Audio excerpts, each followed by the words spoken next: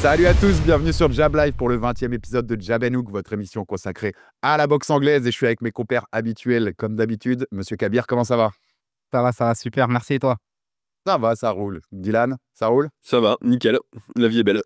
Cette propagande du bébé à coup de casquette. On n'a même pas fait exprès, on n'a même pas fait exprès, mais bon, c'est C'est la trêve internationale en plus, donc c'est vraiment. Mais bon, il y a un match à Bordeaux ce week-end quand même, contre les Fidji. Bon, voilà, c'est bon. J'ai fini ma parenthèse rugby. Les messages subliminaux sont passés à coup de casquette, j'aime beaucoup. Les gars, pas mal d'actu cette semaine, alors pas d'énormes sujets non plus, mais pas mal de petites actus à droite à gauche sur lesquelles on va rebondir. Et notre sujet principal, avant de parler aussi un peu de monsieur Anthony Joshua et ce qu'il va faire avec Jack Paul apparemment, ça va être de parler de Vergil Ortiz Jr. et Jaron Boots et Nice. Pourquoi accroche actu? Parce que Vergil Ortiz, on est bien sûr chez les super welter, la catégorie la plus en feu en ce moment dans la boxe anglaise. Et Vergil Ortiz qui a mis KO au round 2 Erickson Lubin, c'était ce week-end à Fort Worth au Texas. Performance juste magistrale une nouvelle fois de Vergil Ortiz Jr. pour défendre sa ceinture WC intérim des super welter. Et après ce combat, Jaron Boots et Nice, l'ancien champion unifié chez les welter qui est monté en super welter où il est désormais champion intérimaire mais WBA de son côté, est monté dans le ring, ça s'est chauffé à coup de hits time, c'est le moment de le faire, et oui c'est le moment. Donc est-ce qu'on va avoir ce super fight et pourquoi c'est un vrai super fight et on le pense. Déjà les gars sur la perf de Vergil Ortiz contre Erickson Lubin, masterclass hein, Dylan. Ah ouais, non, mais c'est un truc de fou. Ortiz, je crois qu'il y a eu il y a une grosse hype Ortiz et il y a eu une grosse hype Ortiz. Et j'ai l'impression que le combat contre, je crois que c'était le combat contre Boachuk, hein, où ça avait fait redescendre la hype parce que majority décision, parce que peut-être pas ce qu'on attendait. En plus, il prend 2 downs quand même dans le fight.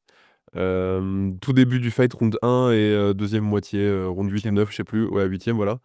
Donc il y avait quand même un truc. Il y a eu un moment où les gens se sont dit bon, bah Ortiz, en fait, c'est surcoté et tout. Alors, déjà, Boachuk, c'est monstrueux. Les gens oublient à chaque fois ça, dans ces catégories, là, les Madrimov, les Boachuk, tout ça. Les gens oublient toujours que c'est des monstres. Ça me fait marrer. Que c'est des gars qui combattent contre les meilleurs et qui potentiellement perdent que contre l'ultra élite. Mais sinon, c'est des monstres absolus avec des carrières amateurs incroyables. Et battre Boachuk, c'est pas anodin, même si c'est par une majorité de décision. Et ce qu'il fait depuis, c'est-à-dire enchaîner Madrimov, et là, comme il a roulé sur Lubin, mais c'est un truc de fou, parce qu'il a pas, c'est pas un KO deuxième round, je sais pas, sur un lucky punch ou sur un contre, où bah, il était en train de se faire dominer, non, il lui a roulé dessus, c'est un truc de fou. Il a imposé son rythme, il a imposé son style, et je pense que Lubin, c'est fort, hein. Pareil, hein, c'est méconnu, mais c'est fort, hein. Là, il est cinquième au classement The Ring de la KT. Euh, c'est pas une performance, enfin c'est un vrai message qu'il a envoyé, je pense, Ortiz. C'est encore une anomalie absolue que ce mec soit juste champion intérimaire. Je comprends pas. Moi, je comprends pas ce qui se passe autour d'Ortiz et pourquoi il a pas eu son title shot. Il y a un truc qui m'échappe. Voilà, ça c'est mon ressenti par rapport à Ortiz actuellement, tu vois. Il a toujours pas été champion du monde normal dans sa Non, carrière, voilà. Vergil Ortiz. C'est un délire quand même.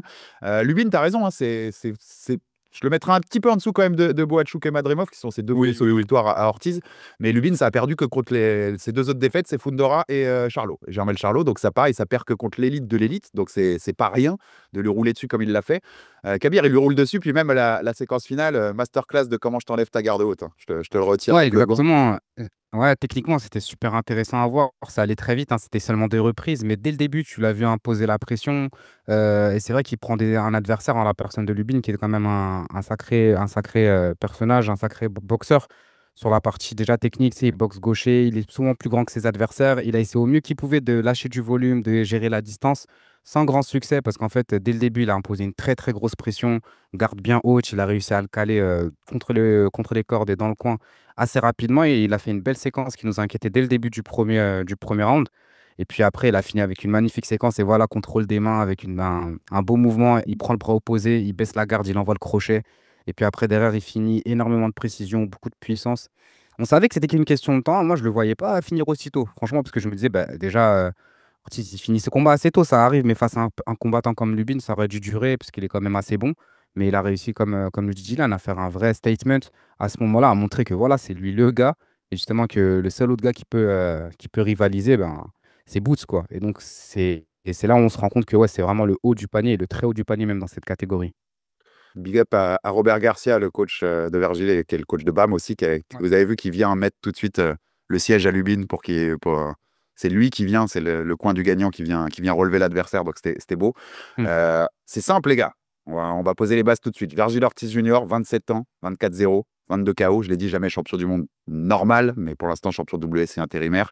Jaron Boutsenis, 28 ans, 35-0, 31 KO. Je pense que le plus beau CV des deux, c'est Ortiz, finalement, en termes de victoire. Tu l'as dit, Dylan, Boachuk, Madrimov, Lubin. Chez Boots, on a du Stanionis, du Lipinets, mais bon, même si lui, il a été vrai champion du monde, je trouve que le palmarès en termes de nom est un peu moins beau, mais c'est un vrai super fight avec tout ce que j'ai dit là, les gars. 28, 27 ans, invaincu, Dylan, ça a la tête. Et pourtant, c'est un super fight où il n'y aurait pas de ceinture en jeu à l'heure actuelle, si on le faisait. Ils peuvent même pas faire la ceinture The Ring, puisque Ortiz est premier, mais Ennis est 7e, donc c'est pas les règles de The Ring pour faire la ceinture. C'est fou, mais c'est plus un super fair fight que plein des fights où il y aurait des champions du monde, Dylan, on est d'accord? Bah, déjà, oui. Et en plus, t'es obligé, là, à cet instant-là, d'en vouloir à Boots et à Eddie Hearn par rebond. Parce que le combat contre Lima, du coup, c'est bien, KO premier round et tout, mais c'est pas du tout un statement équivalent à ce que vient de faire Ortiz. C'est pas la même opposition. Et du coup, ça nous fout dans une position où, effectivement, Boots, tu peux le mettre que 7e du classement The Ring. Alors qu'il mériterait certainement d'être plus haut, tu vois, intrinsèquement. Là, je regardais le classement. Bon, Xander Zayas, c'est très très fort, mais je suis pas sûr que ce soit plus fort que Ennis. Lubin, je pense c'est pareil. Ennis, c'est quand même un cran en dessus. Et après, tu as Murtazaliev, Madrimov, Fundora. Et tu as Ortiz tout en haut. Donc, Ennis avait quelque chose à faire s'il était arrivé avec un vrai gros fight. S'il avait tenté Madrimov, par exemple, tu vois, parce que ça se faisait, vu qu'il montait, qu'il était champion de WBA, il pouvait affronter un mec qui était hyper haut classé WBA, intérimaire et tout. Il aurait pu se positionner dans la course, on va dire, pour que ce combat soit officiellement le combat pour le meilleur combattant de la KT. Parce que nous, on le sait, c'est le combat pour définir le meilleur combattant de la KT. Enfin, je pense qu'on est d'accord là-dessus. Que c'est un méga fight, que c'est deux ricains. Enfin, il y a tout qui s'écrit, comme tu dis, deux invaincus. Ils sont tous les deux jeunes. Ils sont tous les deux en train d'arriver à leur prime. Ils ont tous les deux un pourcentage de KO énorme, hein. Ortiz, là, il revient dans la colonne des KO. Mais avant, justement, l'enchaînement Boachuk-Madrimov, il avait gagné tous ses combats par KO, Ortiz, tu vois. Ça, c'est pareil, on a oublié. Tout est écrit pour que ce soit un méga fight. Maintenant, la seule interrogation, c'est est-ce que ce fight, tu peux vraiment le faire sans une ceinture? Est-ce que tu peux le faire sans une ceinture de Fédé, une ceinture alphabet? Et est-ce que tu peux le faire sans la ceinture The Ring? Ou est-ce qu'il faut un combat de plus pour Boots, pour que Boots monte les rangs et qu'il aille chercher Matrimov, Murtazaliev, Fundora, peu importe en fait, et que, du coup, il y ait une vraie ceinture en jeu, tu vois? Justement, l'opposition qui pourrait être la plus logique, ce serait Madrimov, justement, parce que tu avais un Crawford qui est passé par Madrimov pour pouvoir monter ensuite d'une deuxième KT avant d'affronter Canelo. Il a aussi affronté Ortiz, tu vois. Pour moi, c'est l'opposition qui ferait le plus de sens. Et je pense que autant Madrimov, il a tout à gagner parce qu'il est sur 2 défaites consécutives. Je précise encore une fois, Ortiz et Crawford, franchement, tenir, parce qu'il a tenu, hein. Il n'a pas pris son KO justement en round 2, il est vraiment allé au bout et il a montré de gros signaux. On s'en rappelle du fight contre Crawford. Je trouve qu'il a vraiment, évidemment, il perd, hein. Il y a pas, je refais pas. C'est un meilleur fight que Canelo. Mais voilà, il a fait un meilleur fight que Canelo, clairement. Il a réussi à bien gêner un Crawford, justement. Et c'est ce combat-là qui nous a servi un peu de blueprint pour nous dire, mais est-ce que physiquement il va gérer contre Canelo? Bon, le temps nous a donné raison. Mais donc on voit bien que ouais, Madrimov, je pense que c'est une belle opposition, autant par rapport à son positionnement dans le classement The Ring, que par les oppositions qu'il a eues, que à ce moment-là de sa carrière où en fait il est sur 2 défaites consécutives, il est obligé de remonter. Il peut faire 2 ou 3 combats d'activité, mais s'il veut re-rentrer dans la course pour le titre, il faut qu'il prenne Boots. Je pense que ce fight-là, il pourrait être beau, et même en termes d'opposition, ce serait ouf, parce que Madrimov, c'est un combattant qu'on adore voir. Et ben, Boots, on en parle depuis même l'ancienne chaîne, on en parle, la propagande Boots. Donc on aimerait beaucoup le voir, et ça ferait un très très beau match-up dans cette catégorie. Ouais, puis la base afro-américaine, la base latino-américaine, enfin, il y a tout qui est réuni pour ce genre de super fight, clairement. On va rentrer dans ce que tu disais, Dylan, parce que c'est vrai que sans ceinture, ça fait bizarre. Mais je trouve que ça ne doit pas enlever l'idée, en fait, c'est un combat qu'on veut voir. Donc, s'il n'y a pas de ceinture, parce que c'est l'état de la KT en ce moment, eh ben, il y a pas de ceinture, mais on veut le voir tout de suite. Alors, est-ce qu'on peut, tu as posé la bonne question, je trouve, est-ce qu'on peut l'avoir maintenant? C'est une KT, je l'ai dit, c'est une KT en feu. Enfin, on vous le répéter aussi depuis tout à l'heure. Il y a Xander Zayas, le champion WBO, qui va affronter le champion de WBA. Le vrai, donc Ennis est intérimaire WBA, mais Abbas Barraou, c'est le 31 janvier à Porto Rico. Le champion WBC, Sébastien Fundora, on sait qu'il attend qu'on remette une nouvelle date pour son combat contre Kisterman qui était prévu, qui est pareil, un peu une ineptie pour le coup. Il y a Murtazaliev dont vous parlez, le champion IBF, lui, et c'est un combat attendu. Je crois que c'est pas officialisé, mais c'est attendu contre Josh Kelly, 31 janvier également. Ouais. Donc on voit que ça bouge. Tu vois, il y a une unification WBA, WBO. Tout est réuni, je trouve, pour le faire, mais tu as l'impression, moi, je sais pas si le sentiment que vous avez, j'ai l'impression que ça va pas se faire.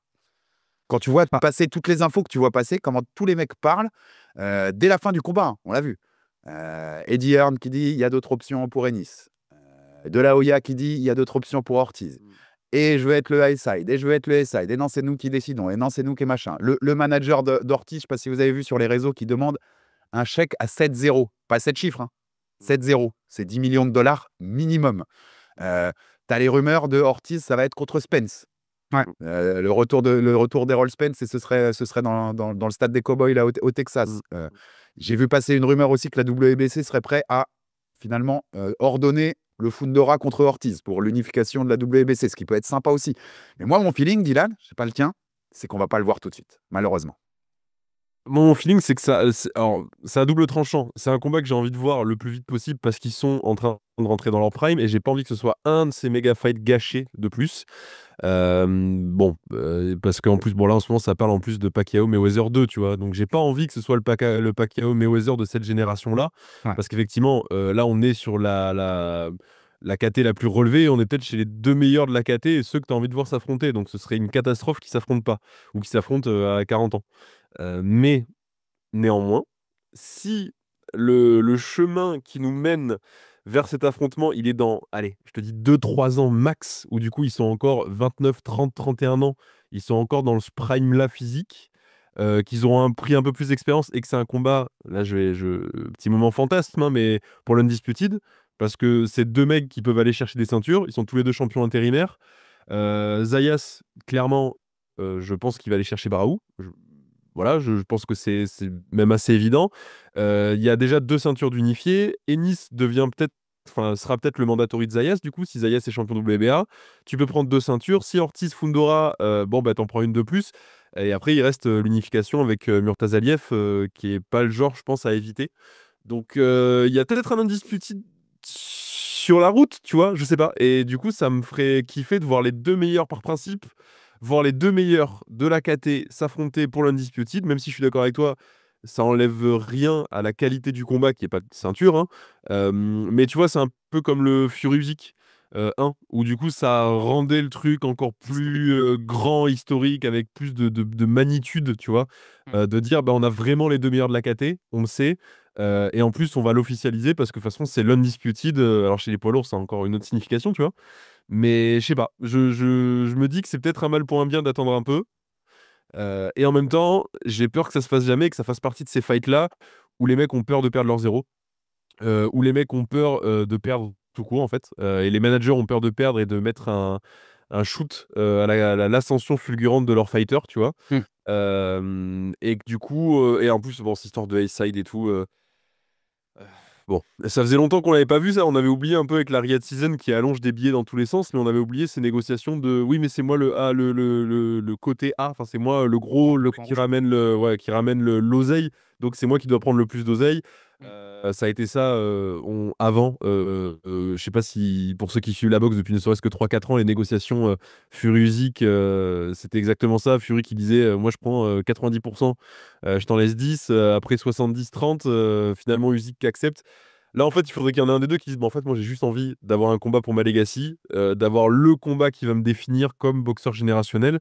Vas-y je prends, ouais 70-30, allez je prends, je m'en fous parce que de toute façon ce combat va me rendre encore plus grand. Mais j'ai un doute. J'ai un gros doute. Puis honnêtement, c'est le genre de combat, c'est aussi pour ça que, à mon sens, ce soit pas forcément obligé qu'il y ait un gros enjeu. C'est le genre de combat où on attend une revanche, voire même une trilogie si c'est un vrai de vrai fight. Donc c'est aussi pour ça que ça me dérange pas que, par exemple, il ait lieu plus tôt que prévu, mais avec aucun enjeu pour un éliminator. Parce que on en a parlé assez rapidement, mais Murtazaliev aussi, c'est un bordel dans cette catégorie-là et c'est un épouvantail. Enfin, lui, il se targue d'être un épouvantail. Bon, on prend ça avec des pincettes, mais c'est quand même un gros morceau et c'est aussi un boxeur qui est là pour être là pour les prochaines années. Donc ça peut avoir du sens aussi voilà, comme on se dit petit à petit avec les années qui arrivent, avoir on a une unification en cours, on en aura peut-être une deuxième, puis une undisputée d'ici 2 3 ans, mais de faire en sorte que de les voir s'affronter une fois, voire deux, avant d'avoir une undisputée et même une ceinture The Ring aussi en jeu. Donc moi je trouve que ouais, c'est le genre d'opposition qu'on ne voit pas qu'une seule fois. Donc ce serait bien même de l'avoir au plus tôt possible et ensuite de pouvoir faire monter la sauce en attendant qu'il y ait des enjeux. Ça peut aussi être une option. En fait, j'aime bien plein de vos arguments. C'est-à-dire que le côté attendre et avoir un combat générationnel, comme tu dis, Dylan, ça peut être cool aussi. Le côté, ouais, moi, c'est un des genres de rivalité. Et vu le niveau des boxeurs où j'ai envie d'avoir 2 3 combats peut-être, on a fait, on va pas, parce qu'on se répète souvent sur ce truc-là, mais on vous a fait un gros focus sur les Four Kings. Si c'est les Four Kings, les mecs, ils s'affrontent, hein. Enfin, tu vois, Mm. ils n'attendent pas de se dire il faut qu'il y en ait toutes les ceintures ou quoi. Et moi, j'aimerais bien que dans cette division avec tous les talents qu'il y a, j'aimerais bien qu'ils nous fassent un peu ça, les mecs, et qu'ils commencent à Ouais. tous s'affronter. En fait, mon problème est pas à la limite qu'on attende un peu si Ortiz fait Fundora pour vraiment devenir, tu vois, champion machin. Si lui, Ennis, entre-temps, bah, il fait soit Murtazaliev, soit le vainqueur de Zayas Baraou, j'ai pas de problème. Par contre, quand je vois Hearn me dire Ennis, ce serait peut-être Jermel Charlo ou Danny Garcia, Oui. quand j'entends parler de Spence, même s'il y a aussi plein de. J'ai vu des infos dire que Spence, il y avait a priori, malgré les rumeurs qu'il y avait, ça va pas se faire. Enfin, en tout cas, voilà, c'est pas si sûr que ça, loin de là. Mais j'ai pas envie de ces combats. Tu vois, si c'est pour pas avoir Ennis Ortiz, je veux pas ces combats-là. Je veux les Mm. combats que je viens de dire là. C'est ça mon truc, quoi. Et le SI, machin, ouais, de la Hoya dès la fin du combat, quoi. C'est nous qui sommes en position de force. J'ai vu Tim Bradley. Tim Bradley, il sort des dingueries parfois, mais dire Ortiz n'a pas besoin de boots, donc il est en position de force. Donc, les gars, tu sais quoi? C'est presque un moment, les gars, et pourtant, vous savez combien on aime nos 5 minutes de Turkey hate, mais c'est presque un moment où j'ai envie que Turkey, il arrive et ils disent: Eh les enfants, écartez-vous là. Voilà 15 millions chacun sur la table. Vous arrêtez vos bêtises et vous montez dans un ring tous les deux. Tu vois ce que je veux dire? C'est ça en J'ai vrai. C'est presque envie que Turquie vienne nous sauver là. parce que C'est là, là que je dis ça. on fait un pas 10 ans en arrière, là, en se disant, en restant justement dans ces considérations de business, de A-side, qui prend plus d'argent. C'est dommage. Et on retombe dans le truc où justement, au début, on était content que Turquie arrive parce qu'on se dit, bah, du coup, tous les super fights, on peut les avoir pas à la minute, mais quasiment. Là, on retombe dans un truc de négociation interminable. Et c'est dommage parce que, comme tu le dis, 4 rois, bon, on va pas toute proportion garder, mais en tout cas, on a le haut du panier dans cette catégorie. Il est vraiment, vraiment méchant. Et si ils s'affrontaient tous, ça fait des match-ups différents. Il y a des combats en jeu, il y a des rivalités qui peuvent se faire. Et ce serait dommage que, entre guillemets, entre grosses guillemets, simplement pour des considérations business, les fights ne se fassent pas, ou en tout cas, ils ne se fassent pas au moment plus opportun, avec les enjeux et l'état physique, enfin, l'état physique optimal des combattants. Ouais, et puis pas de combat d'activité. Je suis d'accord avec Alex, là, c'est plus possible. Pas quand tu es à ce niveau-là, en fait, enfin, de combat d'activité, je m'entends. Mais parce que, par exemple, Lubin, c'est pas un combat Ouais. d'activité, tu vois. Mais Lima, c'était un combat d'activité, je pense. Et bah, on n'en veut plus de ce genre de combat. Par contre, alors, il y avait l'excuse de oui, mais il monte dans une KT, il faut qu'il se teste à un nouveau poids, etc. Bon, déjà, tu détruis tout le narratif qu'il y avait eu autour de Ennis versus Crawford. Mm. Crawford, il est monté dans la KT, il a pris Madrimov, il a pris une ceinture, il s'est barré. Voilà, tu vois, et il est monté de 2 KT et il a pris l'Undisputed. Donc déjà, t'effacer ce truc-là de oui, mais Boots et Crawford, ils vont se croiser, ils ont un chemin enfin, ils ont un chemin perpendiculaire qui va finir par se rentrer dedans. Boots, c'est le nouveau Crawford et tout. Bon, déjà, on a vu que non, hein, voilà. Que c'était pas la même paire de coronesses et que pas la même envie de grandeur, tu vois. Et maintenant, par contre, qu'il est dans la KT, qu'il est dans le top 10 The Ring, qu'il est champion intérimaire, par contre, il n'y a plus de combat bidon, enfin, avec tout le respect pour Lima, mais je veux dire, là maintenant, il faut des combats à la hauteur de Boots. Et effectivement, si c'est un combat contre Xander Zayas pour un titre unifié WBA, WBO, moi, j'ai pas de problème avec ça. Surtout que ça, c'est le genre de combat qui te mène vers le combat contre Ortiz. Par contre, c'est clair que si c'est un combat contre un mec qui est classé 18e à la WBA, parce qu'il faut défendre la ceinture intérimaire et que c'est comme ça, ouais, bon, bah là, je vais rester poli, mais ça va nous prendre la tête, je pense. Et pareil pour Ortiz, hein. Ortiz bah, qui continue sur sa lancée et qui fasse Oui. que des gros combats maintenant. Et pareil, si c'est pour prendre Fundora, bah, c'est pas grave. Enfin, tu vois, de toute façon, il va falloir qu'un jour, il va falloir qu'il affronte Fundora. Enfin, je veux dire, la Mm, ceinture mm. intérimaire, elle existe pour ça à la base, hein. Elle existe pour prendre la place du champion le temps et finir par combattre pour la vraie ceinture. Donc, s'il n'y a pas de combat Ortiz-Fundora, bah, que Fundora laisse sa ceinture, je sais pas. Mais si c'est pour des vrais combats, ouais, par contre, si c'est pour des combats d'activité à la con, non, non, non, pitié. Enfin, que ça se justifie le fait qu'ils s'affrontent pas tout de suite, quoi. Ouais, je suis plus optimiste pour Ortiz, moi, en tout cas. Je pense que Moi les aussi. fights qu'il va faire, c'est plus pour Boots où j'ai des petits doutes parce que justement, comme tu le disais, et c'est trop dommage, il y a 2 ans, honnêtement, enfin, je m'en rappelle, on en parlait. À 2 ans, Crawford et Boots, c'était dans la même phrase. on le disait, c'est quand qu'ils s'affrontent l'un et l'autre, deux switch hitters, il y avait tout un narratif qui se construisait.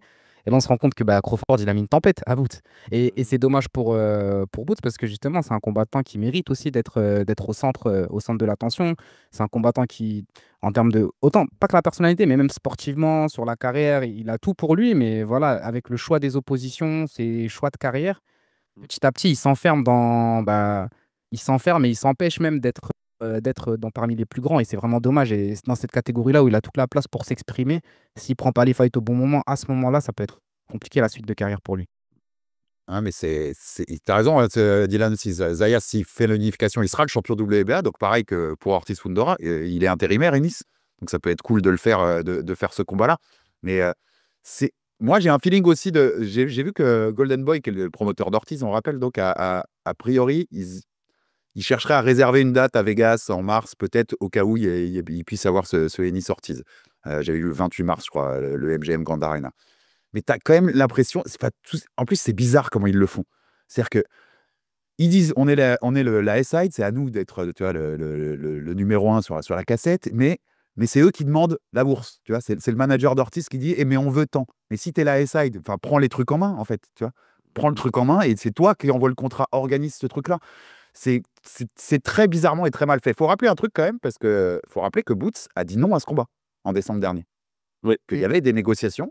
Pour le coup, le manager Richard Merigian, il le rappelle, en décembre dernier. Il y avait même, tu sais, c'était Turki qui avait appelé dans le show de Elwani sur DAZN là, pour expliquer que Ortiz avait dit oui et que Boots, au dernier moment, dit non, je ne veux pas faire ce combat. Donc, on aurait pu déjà l'avoir, ce combat. Et mon autre feeling, donc, par rapport à ça, je pense que Ortiz le veut plus que Boots. Dylan. Oui, je suis d'accord avec ça. Je pense vraiment. Et que même leur promoteur, Eddie Hearn, tu sais que je crois ils ont perdu Bam, hein, la Matchroom. Je crois que c'était, ou alors c'est son dernier combat là, mais enfin. Oui, il est en fin de contrat et voilà. Bam s'en va de Matchroom. Joshua, on va en parler juste après, mais bon, c'est plus la poule aux œufs d'or que c'était de Matchroom. Je pense qu'Ennis, c'est leur dernière grosse star internationale et que le mec a peur un petit peu. Pas le boxeur, hein. Le boxeur, vous m'entendez bien, j'ai du respect pour ces boxeurs-là. Le boxeur n'a pas peur, mais je pense que Hearn, il se dit, si Ortiz me bat Boots, je suis un peu dans la mouise, quoi. Tu vois, je sais pas parce que j'allais te le dire tout à l'heure en plus. Ouais. J'allais te le dire sur le côté poule aux œufs d'or où en fait c'est lui le Golden Boy de Matchroom, sans vouloir faire de mauvais jeu de mots, mais c'est lui qui maintenant peut être la superstar de Matchroom parce qu'effectivement il y a l'histoire, il y a Joshua qui l'est plus. Joshua qui a propulsé Matchroom Boxing, hein, c'est-à-dire c'est la première superstar de Matchroom Boxing. Hein. À l'époque, Matchroom c'était du foot et du snooker. Hein. Donc, Matchroom Boxing explose grâce à Joshua. Eddie Hearn, il est jeune, il se dit, lui, c'est la poule aux œufs d'or, bam. Et depuis, ils ont signé plein de mecs et tout, machin. Mais effectivement, ils perdent pas mal de gars dans leur roster. La catégorie reine, ils ont quasiment plus personne parce que c'est Frank Warren qui a vampirisé les poids lourds. Et du coup, effectivement, là, maintenant, tout de suite, ils n'ont pas de gigastar, de mecs qui vendent des billets, qui ramènent de l'oseille et avec lesquels tu peux signer des gros contrats aussi d'exclusivité de droits de diffusion. Parce que ça, c'est pareil, c'est des trucs dont on parle peu. Mais Joshua, il avait signé, c'était le premier à signer un contrat d'exclusivité avec DAZN. C'était bien avant la Riyadh Season, etc. Les passes à 50 € par mois, je sais pas quoi. C'était l'époque où DAZN, ça coûtait 1 € par mois. Et ce contrat-là, c'était des contrats à 250-300 millions. Donc, c'est des trucs qui sont faramineux. Et lui, Hearn, il prend sa part et il vit là-dessus, en fait. Et donc là, maintenant, factuellement, à part Ennis, il y a personne. Ennis, c'est pas encore une superstar pour moi, en plus. Malheureusement. Personne qui a ce potentiel de superstar, en fait. Et c'est pour ça qu'il parlait tout le temps de Crawford. Parce qu'en fait, le fait de le mettre dans la même phrase que Crawford, ça le rend plus grand que ce qu'il n'est. Et vous savez à quel point j'aime Boots. Hein. J'adore le boxeur, en fait. Par contre, je suis pas encore ébahi par son CV. Et là, typiquement, ce qui est en train de se passer, je pense que c'est eux qui évitent le fight avec Ortiz. Et effectivement, s'il n'y a pas ou énormément d'oseille, ou l'undisputed potentiellement dans la balance, un truc qui te rend vraiment très grand et qui fait que le combat il va être vu et revu et qui va résonner même dans les médias traditionnels et tout, en fait, eux, ils n'ont pas d'intérêt à prendre ce combat, tu vois. Ils n'ont aucun intérêt à prendre ce combat parce que Ortiz est ultra dangereux. Et Pout, c'est très fort, mais moi, c'est un 50-50 ultime, ce combat. T'as aucune garantie. Hein. Quoique même, on a eu des signaux quand même assez négatifs de Boots dans ses dernières performances. Je me rappelle son fight contre Karen Chukadjian, Stanionis et tout, c'est des combats qu'il a gagnés. Mais après, Stanionis, c'est dur et c'est la catégorie d'en dessous, je sais pas, peut-être que t'es trop. Tu sais, il a voulu showboat et tout, tu te rappelles, il y avait des fights que je disais, ouais, bon, il a peut-être un peu du mal, il essaie d'en faire trop. Et quand il va tomber contre des vrais morceaux. Et Ah oui, justement, quand on pense à Ortiz, il va pas pouvoir boxer comme il boxe lors de ses combats d'activité. Donc, il faut faire attention. Donc, on avait aussi eu des signaux qui nous faisaient dire, bon, déjà, Ennis et Crawford dans la même phrase. Déjà, c'est pas forcément ultra légitime. Mais donc voilà, c'est aussi là où on se dit que un 50-50, même pas sûr, hein, même pas sûr. Non, même pas sûr. En plus, ouais, effectivement. Effectivement, Mais c'était Ortiz était le favori, ouais. c'est intéressant parce que avant le fight, dans les papiers que j'avais lus pré-fight, Robert Garcia, le coach de Ortiz, il disait ça va pas se faire Ennis parce que Ennis n'est pas prêt. Et je pense pas que le boxeur soit pas prêt. Je pense que le boxeur est prêt. Par contre, je pense que Matchroom est pas prêt parce que c'est ce que tu disais Dylan et qu'en fait, c'est pas encore une superstar. Par contre, il en a le potentiel, c'est évident. Boots.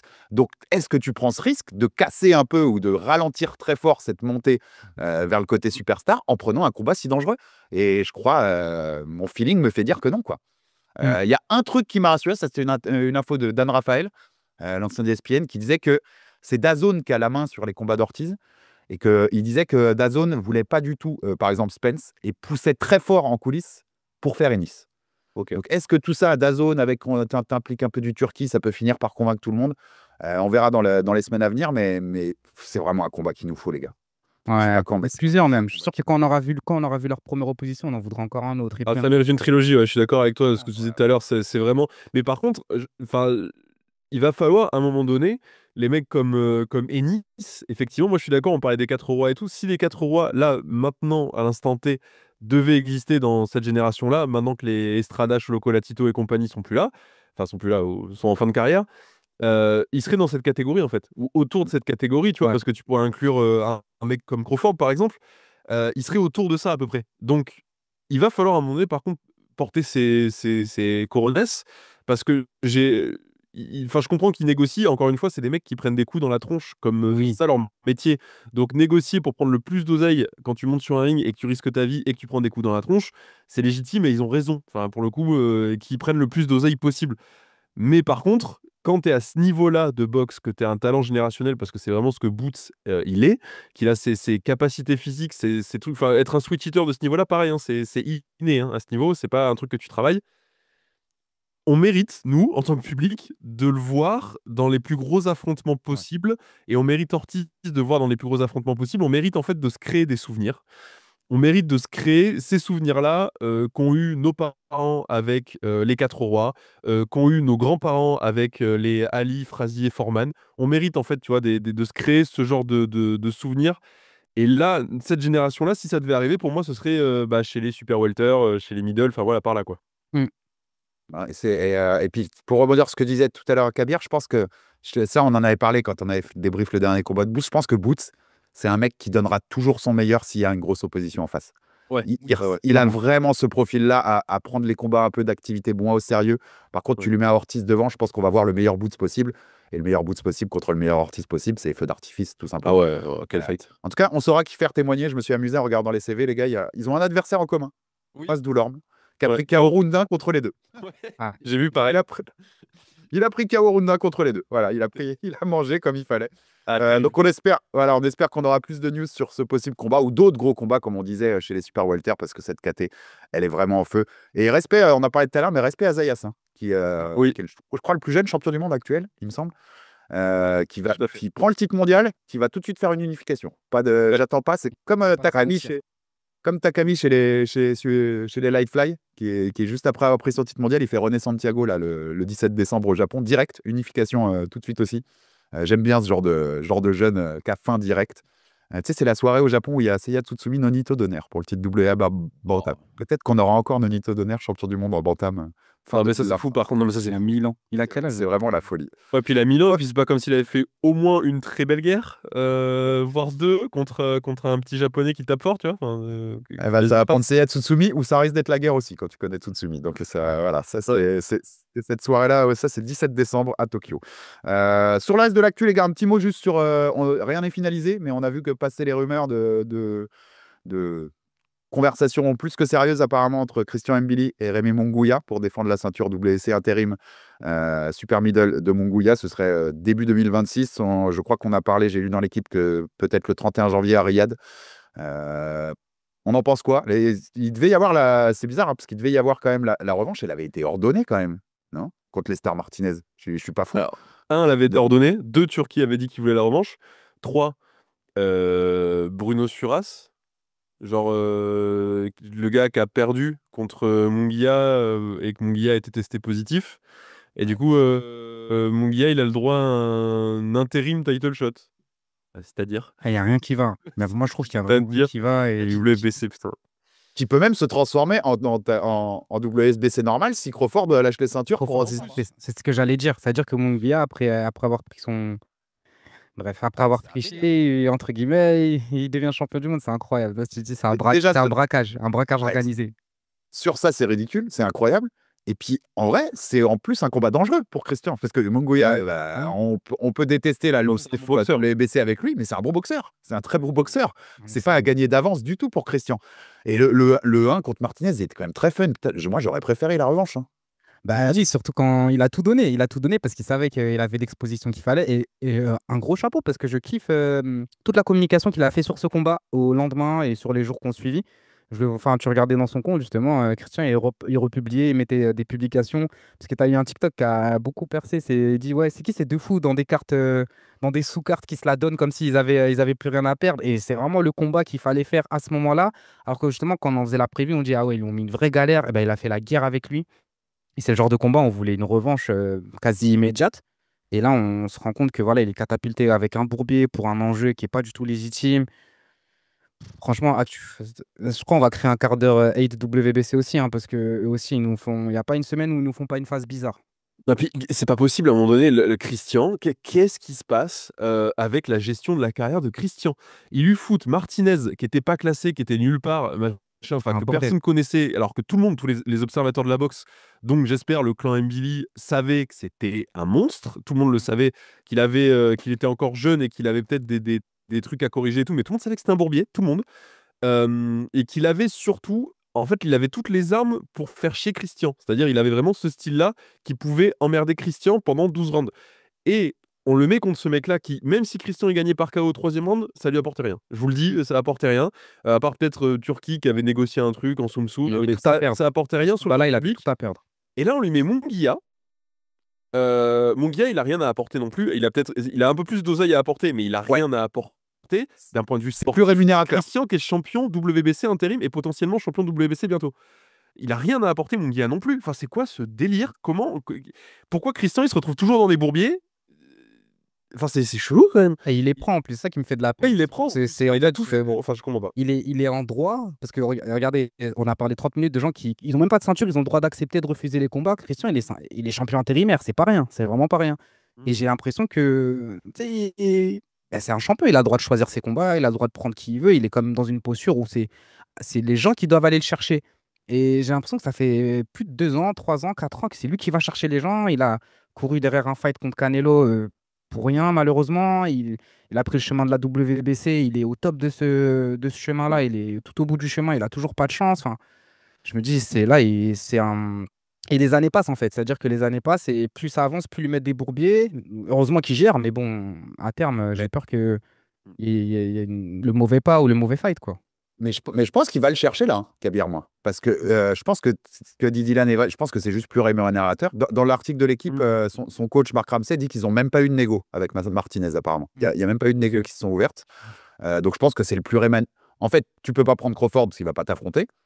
Donc tu prends ce qui vient, en fait. Et le truc rémunérateur, c'est un peu Munguia parce que ça reste un nom, ça reste l'écurie de Canelo. Et malgré le côté what the fuck de lui donner une chance comme ça après le contrôle positif, eh ben oui.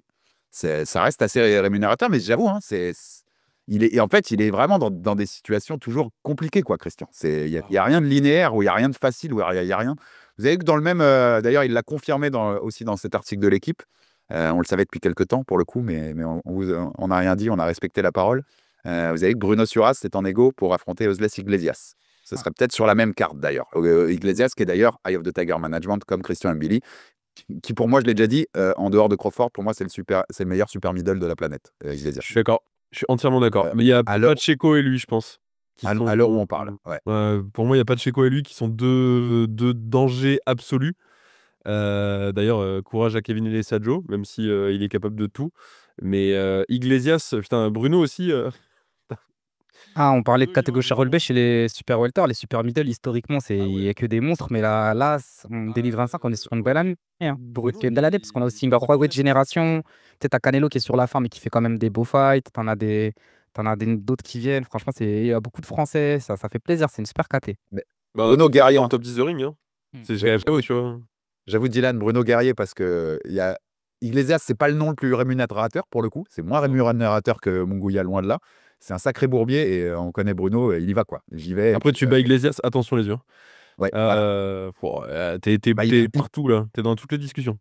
il est intérim IBF ou il est mandatory IBF, Iglesias? Non, intérim, je crois. À vérifier, mais je crois qu'il est intérim IBF, ouais. Mais en effet, tu te places direct très bien. Donc force à Bruno, force à Christian si ça se fait.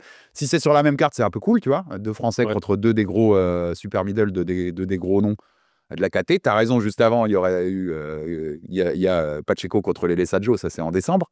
Ouais. C'est cool là. Enfin, si c'est trois que tu vois, il y a déjà le Pacheco les Lessadjo, on est sûr qu'il sera fait, mais si les deux autres se font, quand même, on a eu trois Français contre trois énormes noms de cette KT avec des gros enjeux à chaque fois pour des classements mondiaux dans une KT où toutes les ceintures peuvent devenir vacantes du jour au lendemain. Si Exactement. claque des doigts et dit je prends ma retraite ou j'arrête ou je descends à 160, prendre le vainqueur de Gianni Beclara ou quelque chose comme ça. Franchement, c'est hyper cool cette KT pour nous, pour la boxe en France, et les prochains mois peuvent être sympas à voir. Et force à eux donc pour tous ces négos-là. Puisqu'on parlait d'ailleurs de Tiger Management, il y a Moreno Fendero, petite pépite qui revient, c'est ce week-end aussi, qui fait son 13e combat pro, je crois. Il est à 10 KO en 12 combats, et je vérifie contre William Langston. C'est au Casino de Montréal, comme d'habitude. Sur la même d'ailleurs carte, il y a John Orobio. C'est mon petit prospect colombien de cœur en ce moment.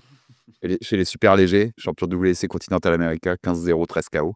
Suivez-le, il y a gros potentiel. Vous savez que la Colombie est chère à mon cœur, mes amis. Donc ça, ce sera ce week-end à Montréal. Dans la grosse actu du week-end aussi, les gars, forcément, ce 15 novembre, Londres, Chris Eubank Jr., Conor Ben, 2, la revanche. On est obligé d'en parler parce que gros fight, Kabir. Ouais, on en parlait justement de ces fights-là qui, dès le début et avant même qu'ils soient faits, on sait qu'on ça va aller sur une belle rivalité, qu'il y aura des potentiellement trilogies, des revanches. Effectivement, et le Ben, c'est clairement le genre de fight, autant l'avant que même le fight en lui-même, où les deux, ils ont vraiment tout donné. C'est un combat qui a été en dents de scie en termes d'activité. Ça n'a pas été unilatéral. Et du coup, c'est le genre de fight où tu te dis, forcément, on veut une revanche parce qu'on sait que les deux sont sont très bons et sont assez enclins à prendre les conseils et les améliorations qu'il faut pour pouvoir revenir différemment. Un peu comme Fury Usyk d'une certaine manière, tu sais, quand Fury perd, tu dis, bon, il va reprendre le fight différemment. Et là, c'est pareil. Tu dis que Ben, il va reprendre le fight différemment. Tu dis que Eubank aussi va faire sa prépa d'une autre manière. Il va travailler sur certains points. Et donc, on se dit que ça va être une très belle opposition. Et donc, on a hâte de la voir. Et ouais, ça sera un très beau combat, très gros combat. Après, en termes d'enjeu, voilà, c'est pas forcément le top du top, mais c'est plus le fait d'avoir une belle rivalité qui prime. Bah, ils ont réussi à. Enfin, le premier, c'est pareil, il n'y a aucun enjeu sportif, c'est vendu sur la rivalité de leur daron, hein, c'est comme ça, si jamais vous avez l'occasion, vraie grosse rivalité pour le coup de la boxe britannique. Mais Eubank Junior, Ben, effectivement, à part se détester, ils sont même pas dans la même KT en fait. C'est-à-dire qu'il y a une clause de réhydratation et tout pour Eubank, donc qui a été réacceptée pour le deuxième fight. Et là, Ben commence à dire, Ben Shalom, le promoteur pardon, de Eubank Junior, commence à dire non, en fait, on n'aurait pas dû accepter. Et puis en fait, finalement, on va essayer de changer la clause de déshydratation parce que en fait, il s'est retrouvé à l'hôpital après Ouais, le combat, il était vraiment à deux doigts de caner et tout.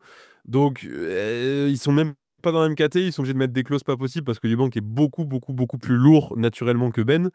Euh, C'était un combat très cool, le premier, vraiment. C'est un combat il est gratuit sur YouTube, allez-y, hein, mais c'est un feu d'artifice pendant 10 rounds en fait. C'est un truc de fou. C'est un des meilleurs combats de l'année, Dylan. Oui, oui, enfin, je pense qu'il est beaucoup, beaucoup repris dans les combats de l'année et je pense qu'il va être effectivement dans le top 10, tu vois, The Ring largement. Néanmoins, je suis pas hyper hypé par le rematch parce qu'en fait, Eubank, s'il fait exactement la même chose, il gagne le fight. Et Ben, il a un ajustement à faire, c'est moins chercher le KO et être plus intelligent dans sa boxe. Mais du coup, c'est pas la boxe de Ben. Donc, ça serait, enfin, c'est contre-intuitif pour lui. Donc, il va peut-être se faire encore plus dominer par Eubank. Enfin, pour moi, ça va être le même résultat en fait à la fin. Ça va être un combat certainement très fun encore. Mais j'avoue, je suis pas plus hype que ça par la revanche parce que je trouve que le premier fight était encore une fois très cool à regarder.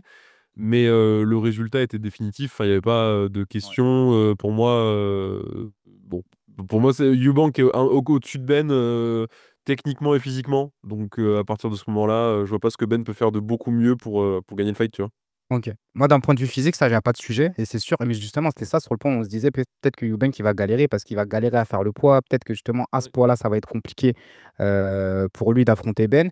Et moi, je pense que d'un point de vue technique, justement, il y avait des beaux signaux. C'est aussi pour ça. Et c'est comme ça qu'il a réussi à gagner ses rounds lors de la première opposition. C'est lorsqu'il arrivait vraiment à instaurer une grosse pression et mettre du volume.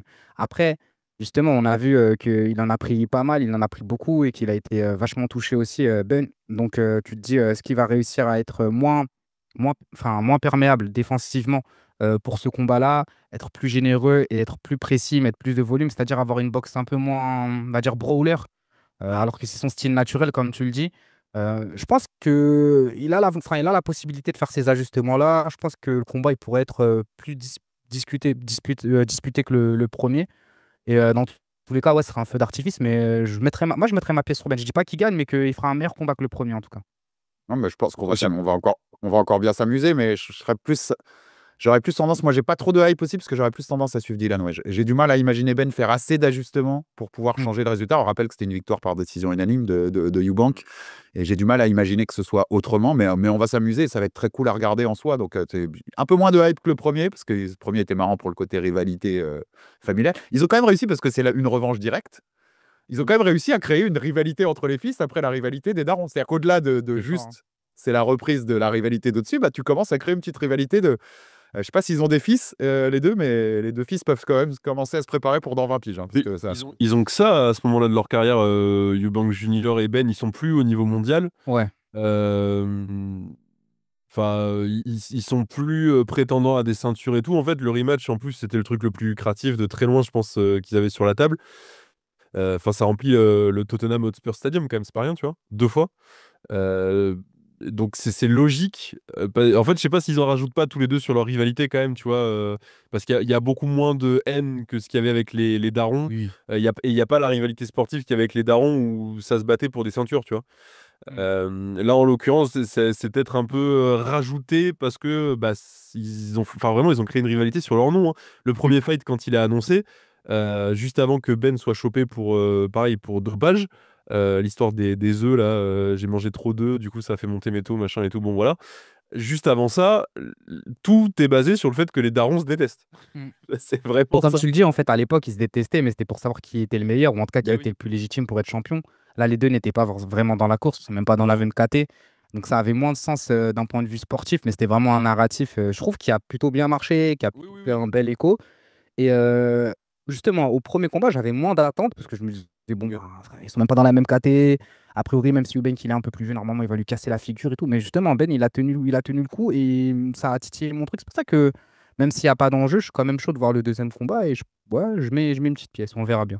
En tout cas, je pense qu'on va kiffer devant nos écrans. Oui, oui, oui. Que de génération en génération, on descend au niveau enjeux sportifs, enfin, où ils sont sportivement dans leur carrière. Je t'ai dit, les petits-enfants, ils finiront sur Misfits. Tu sais, ils seront même pas boxeurs, mais ils vont juste les faire s'affronter parce que Un ça, slap ça fight, fera ça un va être pied. du slap Ouais. fighting. C'est leur destin tout tracé et tout écrit. Les gars, dans les news aussi, En parlant de Mike, Misfit, Mike Coppinger hier, 2 points, le journaliste de The Ring, qui a vendu son âme mais qui a plein d'infos, on va pas se mentir. 2 points, ouvrez les guillemets. Anthony Joshua et Jake Paul finalisent un deal pour un combat de poids lourd sur Netflix en décembre à Miami. Fin de la citation. On rappelle que Gervonta Davis, le combat qui devait avoir lieu, d'ailleurs, ça aurait dû avoir lieu ce week-end à Miami, c'était le 14 novembre. Donc, c'est allé à la poubelle parce que Gervonta a fait du Gervonta, tout simplement. Enfin, voilà. En dehors des rings, hein, on parle. Personnage nauséabond, s'il en est, clairement là-dessus. Donc, Jack Paul, on savait qu'il cherchait un autre adversaire pour d'ici la fin d'année parce que je pense qu'en plus, ils ont un contrat avec Netflix, un MVP et tout. Je pense qu'il doit produire quelque chose, quoi. Il doit produire un show à un moment. Et donc, ce serait Anthony Joshua. Donc, tu passes d'un champion du monde chez les légers à l'ancien champion du monde des poids lourds. Ça sonne comme une blague de Toto, non? Enfin, genre, Le grand il y a 3 ans, tu dis ça, tu te dis, mais qu'est-ce que t'as fumé? Si, il y a 3 ans, tu dis Mike Hoppinger, il annonce que le combat entre Gervonta et Jake Paul est annulé et que la personne qui va remplacer Gervonta, c'est Anthony Joshua. Tu te dis, On va pas faire longtemps là-dessus, mais vous en non, pensez quoi? je On sait pas comprends encore si c'est une pas. exhibition ou un vrai combat. Pour moi, ça peut être qu'une exhibition. Je vois pas Bah, un vrai combat. Mais un mot, les gars. Enfin, chacun, c'est ce qui veut dire quelque chose. Mais nul, un mot, voilà, nul. Alors, j'ai plus de mots. Je comprends pas. Voilà. Ni de l'un ni de l'autre. Je comprends pas. Je comprends pas l'intérêt pour Jake Paul parce que oui, c'est un gros chèque, mais lui, il prend des gros chèques à chaque fois qu'il combat n'importe qui. Autant combattre. Enfin, c'était Mac Tyson. Mac Tyson, tu prenais pas de risque. Il avait 250 ans. Il avait 2 hanches en plastique et il fumait 40 pétards par jour. Tu prenais quand même pas le même risque que Anthony Joshua. Joshua, oui, il a perdu par KO contre Dubois et tout. Enfin, les gens se rappellent ce qu'il a fait à Ngannou il y a 1 an et demi, tu vois. Ngannou, qui est un meilleur combattant intrinsèquement que Jake Paul et un peu plus costaud aussi, accessoirement. Donc, pourquoi prendre ce fight pour Jake Paul? Je comprends pas. Enfin, vraiment.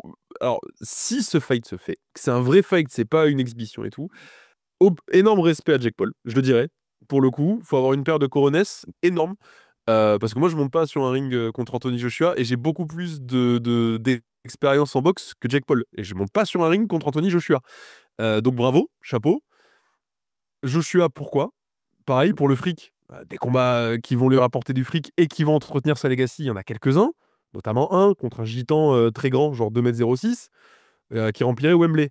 Parce que ça, Joshua, ça le remet dans la course pour rien. Voilà. Alors on sait que de toute façon là sportivement, on sait que Joshua, bon, il est pas sur la route d'un titre, hein, mais ça le remet sur la course pour rien. C'est même pas un combat d'activité, parce que là il y a quand même, enfin il y a un univers d'écart. Je comprends pas. Par contre, si ça se fait, bah merci Anthony Joshua d'éjecter Jake Paul à tout jamais de la boxe, hein, du coup. Parce que bon, enfin, si ça se fait dans un vrai combat, je pense que vraiment, par contre, c'est dangereux au possible, hein, ce combat. Bah, ils on vont mettre rappelle des son gants de seul 23 ou tu vois, ça va pas. pas. Ouais, non, mais son seul vrai combat contre un vrai boxeur, il a perdu. C'était contre Fury, mais c'était pas Tyson. Hein, c'était Tommy Fury. Qui est un Si mauvais c'était un vrai. et qui est En fait, plus léger. c'est pour ça que moi je pense que ça peut être qu'une exhibition parce que le risque est beaucoup trop énorme. Enfin, s'il l'oblitère, il peut lui faire mal, vraiment très mal, quoi. Et en plus, même pour Paul, tu as raison, je comprends pas l'idée de le prendre. C'est-à-dire qu'en fait, si c'est une exhibition, bon, tout le monde va dire c'est une exhibition, tout le monde va s'en foutre. Enfin voilà, oui, tu feras peut-être ton petit chèque, c'est juste pour remplir une date Netflix en fait, parce que tu as un contrat. Et pourquoi pas ça? Mais sinon, enfin, sportivement, bon bah tu fais un sparring quoi, télévisé et dans un stade. Ok, c'est cool parce que c'est Joshua, tu te fais kiffer, mais je vois pas le truc. Et si c'est un vrai combat, en vrai, t'as rien à gagner. C'est-à-dire que tu te fais oblitérer en un round par Joshua, ce qui devrait arriver. Bon, bah, tout le monde va dire voilà, t'es pris pour un boxeur que t'es pas. Et si t'as quelques bons moments où tu fais traîner le truc, mais tout le monde dira que c'est rigged. Tout le monde dira que c'est arrangé à l'avance. Jamais personne va croire que Joshua va pas oblitérer Jake Paul en un round. Non, mais c'est ça le Tu vois. truc. Sinon, D'ailleurs, t'as rien à y gagner. Même Paul, il a rien à y gagner, tu vois. T'es perdant-perdant dans les deux cas, en fait. en gros, ouais, mais Paul, je pense que c'est une histoire contractuelle. Mais moi, c'est surtout Joshua qui a une gestion schizophrénique de sa carrière là, depuis 3 ans. Il y a 2 mois, on parlait d'un fight contre un potentiel fight contre Yoka. Genre, fight d'activité entre 2 Olympiens, etc. On se dit, on essaie de chercher un intérêt sportif. On se disait, bah, Yoka, il a forcément sa pièce à gagner. Là, il essaye de remonter un peu la pente. Il a fait des belles performances. Affronter un Joshua sur la pente descendante. S'il a une pièce à gagner, on n'y croit pas, peu importe. Mais s'il a une pièce à gagner, le combat il a plus de sens que, par exemple, Jake Paul contre Joshua. Bah, je trouve que Jake Paul, moi, je ne le considère pas comme un boxeur. C'est un influenceur. Donc, personnellement, je m'en fous il peut même prendre l'épicier du coin. C'est pas mon problème qu'il fasse son argent, c'est son dos. Mais Joshua, je trouve que, justement, on parlait de Legacy. Voilà, avec ses dernières performances et notamment depuis ses défaites contre Usyk, il n'est plus dans la discussion de poids lourd générationnel. Et là, avec ce fight-là, il s'enferme et vraiment, il se condamne à n'être finalement qu'un poids lourd qui a été un très grand champion, qui a mis une belle image sur la boxe, mais qui finalement n'a jamais réussi à rentrer dans le très très très haut du panier. Et je trouve que c'est vraiment dommage. Et c'est pas le moment. Il a encore 2 ou 3 beaux fights à faire. On attend, hein, même s'ils le font à 45 ans, on va le regarder, hein, le Fury Joshua. Hein. On va le regarder. Donc, Même Wilder, même. Enfin, Même en fait, Wilder, c'est même plus Andy Ruiz, intéressant. qui tu veux. Oui, voilà, même Andy Ruiz 2, 3, enfin, n'importe quel fight est plus intéressant. Yoka, enfin, il y a des gens qui chient sur Yoka, qui combat que des plombiers et compagnie et qu'il a perdu et tout. Enfin, Jake Paul. Enfin, tu vois, il y a quand même. Non, non, là, Enfin, pour moi, c'est incompréhensible, En vraiment. vrai, même pour ton image, De Dylan, côté. parce que bah oui, c'est un vrai combat et que tu lui fais mal à Jake Paul, enfin que tu vois que parce qu'il peut l'envoyer à l'hôpital pour longtemps, en vrai. Mais il doit l'envoyer à Il se l'hôpital met pour pleine longtemps. puissance. Pour ton image, c'est même pas bon, en fait. Enfin, Mais tu vois, non. t'auras envoyé un mec qui est pas un vrai boxeur à l'hôpital et c'est terrible, mais ce que vous venez de dire dans la conversation, Anthony Joshua, il aura affronté Francis Ngannou et Jake Paul avant Wilder ou Fury. Ouais. Ouais, c'est un truc de ouf. C'est un délire. S'il les affronte, hein, s'il les affronte, parce qu'il pourrait aussi, du coup, Oui. s'enfermer dans ce truc-là, faire des fights un peu d'influenceurs, et puis après, derrière, bah, jamais affronter les combattants qu'il faut. Et je te dis, on l'aime tellement qu'on se dit, même s'il n'y a aucun enjeu, même si c'est un 8 rounds, peu importe, mais qu'ils les prennent au bout d'un moment, qu'ils prennent Fury Oui. quand même. Ouais, puis il y a un côté un peu irréel avec cette annonce. Enfin, il y a vraiment, moi je vois pas pourquoi ça se ferait. Parce qu'encore une fois, il y a des combats qui peuvent ramener autant d'oseille. Oui, je pense que c'est parce qu'il est c'est pour ça que c'est décembre et que c'est aussi rapproché. C'est parce que Jake Paul, il doit faire un deuxième fight Netflix cette année. Ça, c'est évident, c'est dans le contrat. Mais pourquoi Joshua? Des deux côtés, vraiment, pour moi, il y a un truc qui Non, moi, clique je- pas. Il y a moyen de faire plus d'oseille mais il y a peut-être moyen de faire plus d'oseille que contre Joshua en plus, je suis à peu près sûr. Il y a un truc qui clique pas. Je suis sûr, il fait un combat contre KSI là, ou je sais pas quoi. Enfin, c'est pareil, je suis sûr, il fait plus d'oseille que ça. Enfin, tu vois, il y a moyen de. Et Joshua, vraiment. Enfin, Joshua, ça fera 15 mois qu'il a pas combattu depuis le combat contre Dubois. Donc il sera passé de Wembley Stadium, combat pour le titre IBF, où en plus il est le A-side pour le coup. Donc il prend le plus d'oseille, ou c'est lui qui rentre en deuxième, enfin tout est fait pour que ce soit Joshua la superstar. Aux conférences de presse, c'est lui qui arrive après et tout machin. Et 15 mois après, il affronte Jack Paul. Enfin, quoi? C'est bizarre quand même comme parcours. Donc effectivement, on parlait tout à l'heure de Matchroom et d'Eddie Hearn. Enfin, je sais pas, normalement, dans un monde normal, Joshua, il est pas encore à la retraite. Il a encore 2-3 jolis fights comme Zekabir à faire quand même. Normalement, tu le reçois, ce truc. Tu dis, ah non, non, nous, de toute façon, maintenant, il reste 2 combats. C'est Wilder et Fury. Voilà. Non, on n'a plus le temps, en fait. En fait, il n'y a plus le temps. Il n'y a plus le temps et il n'y a pas Exactement. des fights comme ceux-là. Vraiment, tu te déchires et tu dis, on verra dans 3-4 ans, tu vois. Ça te montre en état d'esprit parce que moi j'étais content quand il cherchait un nouvel adversaire. Que tu as vu, Francis, il a dit non. D'ailleurs, tu voyais bien que Jake Paul avait utilisé un peu son nom. Il savait très bien que Ngannou dirait non. Donc il dit, je t'ai envoyé un truc comme ça. Après, il a fait son tweet. Tu m'as évité et tu m'as dit que c'est de la Ouais. communication one-on-one. Ouais. Mais j'étais content que Francis dise non. Mais tu sais ce que tu disais sur KSI, ça ferait, même Francis, ça ferait plus d'oseille que Joshua contre Ouais. Jake Paul. J'en suis Ouais. persuadé, moi. Ouais. Ouais, il y a un truc qui clique pas, moi non plus, dans ce truc-là. Que ce soit une exhibe ou un vrai combat, il y a un truc qui va pas. Et Après, c'est ces ce combats, que j'ai dit, hein, j'y crois vraiment pas, hein. Je pense que c'est Joshua, il symbolique. a... Ouais. C'est symbolique de notre sport et de comment il tourne quand même, hein. Quand je t'ai dit, quand Joshua qu'il est affronté, il aura peut-être affronté Ngannou et Paul avant Fury et Wilder, c'est symbolique de plein de trucs en fait. C'est quand même. Ouais, on pourra nous répondre qu'il y a toujours eu des combats d'exhibition. On a toujours eu des combats à la boxer-catcher. Mais en fait, ça s'est toujours fait vraiment à la toute fin de la carrière ou même après la retraite, tu vois. Genre Foreman qui prend 5 mecs à la suite, Mohamed Ali qui Ouais, puis c'est des prend... combats d'exhibition, c'est pas grave en fait. Enfin, tu vois, je sais pas comment dire, mais c'est des combats qui sont pour promouvoir un truc, par exemple, le Ali Inoki, tu vois. C'est un combat au Japon pour promouvoir le catch japonais. Ils essayent de faire un truc et la boxe au Japon. Enfin, tu vois, ils essayent de. C'est un truc où ils se mettent d'accord dans les fédés et tout. Pareil pour le combat, effectivement, improbable de Foreman contre 5 mecs et tout. C'est l'époque où Foreman était un peu en train de péter un câble en plus, où il était un peu en train de monter en schizophrénie. Mais c'est des combats d'exhibition. Moi, tu me dis que demain, Joshua, il fait une soirée où il combat contre 5 gars. Ça me choque moins que Joshua qui combat contre Jake Paul dans un vrai fight sanctionné. C'est ça. Ça me fait bizarre. Et si c'est une exhibition, bah du coup, grand bien leur face. Tu vois, pour le coup, si c'est annoncé comme une exhibition, je m'en fous. Alors vraiment, je m'en cogne, mais alors. Ouais, c'est ça, on s'en foutra. C'est pour ça que j'ai dit, si c'est une exhibition, on s'en Rien à fout foutre. juste. Tu Rien vois. à foutre. Ouais. Ils font ce qu'ils veulent. Si c'est une exhibition, je m'en fous. J'en ai rien à foutre. Mais par contre, si c'est un vrai fight, je comprends pas. Ouais, je suis d'accord avec toi. Exhibition, faites-vous plaisir, tu vois. Mais ouais, une nouvelle fois, tu aurais plein d'autres trucs qui auraient rapporté plus d'oseille qu'une exhibition contre Joshua. Et moins de bobos, hein, parce que franchement, ouais, même une exhibition, je le fais pas. Ah ouais, premier jab, merci. C'est spécial quand même. Et trois petits trucs pour finir, les gars, parce que vous savez que j'aime bien ce genre de sujet. Je préfère beaucoup le Colorado à la Californie. Je ne sais pas si vous avez vu passer, mais la commission athlétique du Colorado a voté 8-0 en défaveur du Ali Revival Act, de la réforme du Ali Act. Donc, contrairement à la Californie qui s'est complètement vendue au truc en faisant avec leur truc leur commission en public, là où ils ont dit on est tous pour, on est tous pour. La Colorado a fait tout l'inverse. 8-0 contre. Ils ont peut-être moins de lobbying là-bas, le Oui, groupe TKO, dans le oui, Colorado. Bah oui, la Californie sont chez eux. exactement. Et dans le même ordre d'idée, je ne sais pas si vous avez possible, mais l'IBF et la WBO en 2026, début 2026, ils vont faire une convention commune, c'est-à-dire qu'ils ont leur convention annuelle chacun de leur côté, mais ils font une convention commune qui sera sans doute, si j'ai bien lu, je crois que enfin, ce sera aux États-Unis, mais je crois que c'est en Floride que c'est prévu. Ouais, c'est ça, à Orlando, qui sera une convention en fait tournée autour de comment on peut faire pour contrer Zuffa Boxing et tout ce qu'ils proposent pour réformer toute la boxe et tout, avec un peu de lobbying, il sera ouvert au public pour éduquer le public là-dessus, des tables rondes, des trucs, tu vois, où ils expliqueront tout. Il y a un peu un mouvement qui se fait, tu vois, d'essayer de contrer ça. IBF, WBO, c'est les deux qui sont basés aux États-Unis, on rappelle. Donc, tu vois, ils se font directement concernés par le Ali Act. Ce qui est marrant, c'est que l'article qui explique tout ça dit bien que WBA, WBC, ils ont pris depuis longtemps l'argent du sponsoring de Riyadh Season et ils seront pas du tout avec eux. On n'est pas ensemble, les gars. C'est parce que j'allais dire, IBF, WBO, du coup, par contre, est-ce que ça implique quoi de se mettre en guerre contre Zuffa Boxing et donc contre Turquie de façon détournée? Ouais, C'est intéressant. c'est assez spécial. C'est très intéressant. Moi, j'ai hâte de suivre ça, tu vois. Ouais, un baroud d'honneur, t'as l'impression qu'ils donnent un peu tout dans l'énergie du désespoir, on va voir ce qu'ils vont faire. Et que derrière, tu choisis un petit peu ton poison, parce que je pense pas que même si eux, ils arrivent à mettre en place des mesures ou des contre-mesures, en l'occurrence, ce sera forcément favorable pour les boxeurs. Je pense que ce sera moins pire que l'Ali Act, mais bon, on sait toujours que L'IBF, ça bosse bien quand même sur certains trucs. Enfin, les fédérations alphabet, ça énerve, hein, mais l'IBF bosse relativement bien sur pas mal de sujets quand même.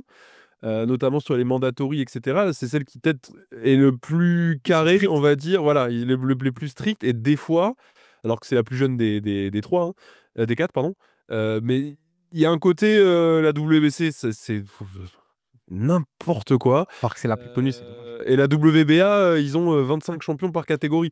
Donc ils font n'importe quoi aussi. C'est pas clair non plus. L'IBF, c'est peut-être la plus claire des quatre, tu vois. Et avec, il y a quand même beaucoup de trucs qui vont pas à l'IBF aussi, hein.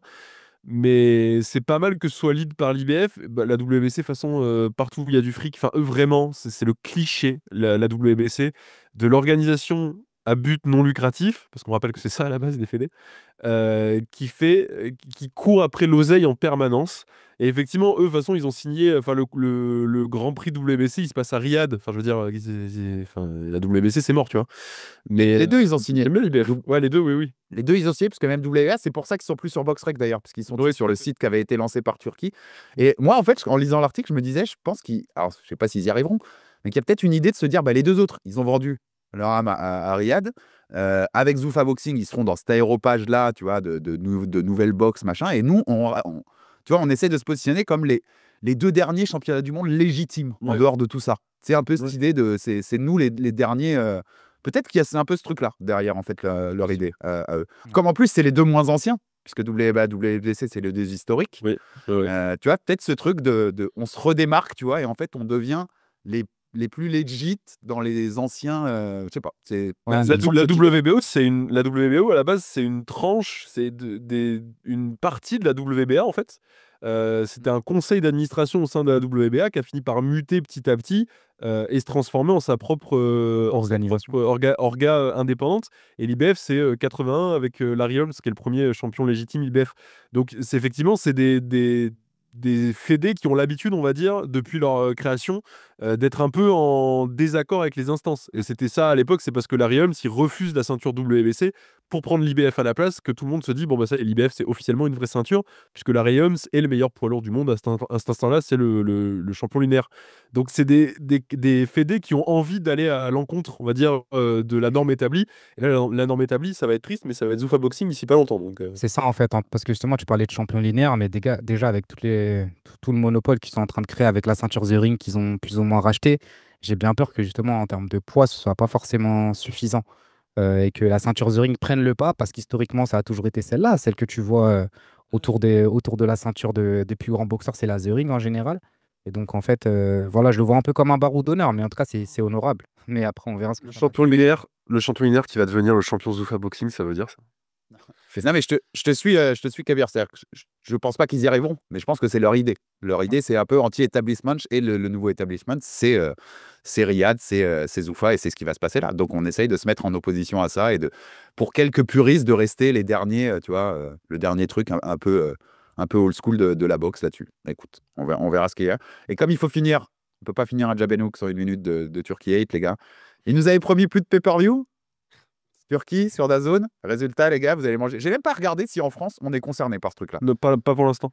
Pour l'instant, non, hein. Mais donc aux États-Unis, ils se mangent une Ultimate Subscription. Donc tu vas devoir prendre un abonnement en plus de ton abonnement de DAZN. Ah ouais, tu n'auras plus de pay-per-view. Mais l'abonnement, il est à $539 par an ou 45 $ par mois pour 12 pay-per-view, alors qu'il n'y a même pas 12 cartes qui valent le pay-per-view en vrai, Non, sans ce qu'ils proposent. on a C'est trop raté. quatre. Donc pay-per-view, tu payes plus en pay-per-view, mais tu le payes en abonnement. Donc c'est quand même, le foutage de gueule est quand même maximal. Et je sais que Paramount, là, ils ont annoncé qu'ils allaient augmenter leur prix avec l'arrivée de l'UFC en janvier. Mais je pense pas qu'ils l'augmentent jusqu'à 45 par mois, parce qu'ils sont à 12 ou 10 ou 15 aux États-Unis. Ouais. Tu te rends compte que tu vas payer moins cher pour tout l'UFC que pour leur pay-per-view quand ils sont pas là? Ouais, Et c'est ça, en fait. la boxe se tire des balles dans le pied des fois de façon monstrueuse, les gars. C'est un Et c'est délire. l'hypocrisie de Turquie aussi il y a 2-3 ans, enfin il y a 2 ans, ils disaient ouais, bah, tous les pay-per-view prix plancher, parce que moi je pense au peuple, $20. $20. Et vu qu'on est gentil, 20 € et 20 livres. Tu sais, déjà, tu disais, bon, il y en a, ils se font carotte, mais bon, peu importe. Mais là, tu te dis, on passe de $20 à 530, tu te dis, c'est une dinguerie.